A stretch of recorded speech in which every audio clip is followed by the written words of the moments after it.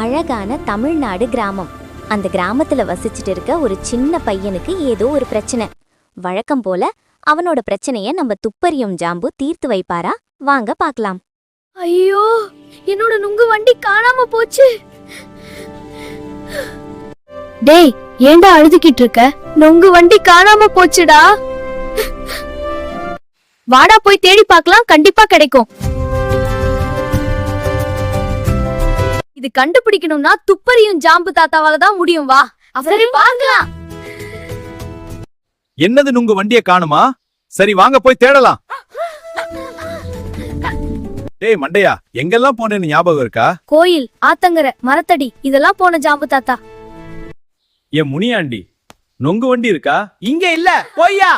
டேய் ஜாம்பு, இது விறகு கடைடா, இங்க வந்து நுங்கு வண்டி கேட்டுட்டு இருக்க.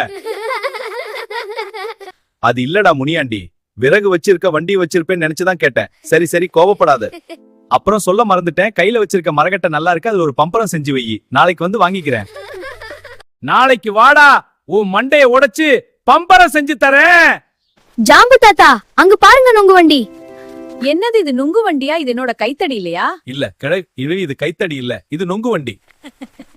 கண்ணாடி போடலன்னா உனக்கு ஒண்ணும் தெரியாது. இப்ப பாரு. இந்த வண்டி எப்படி என் கைக்கு வந்தது?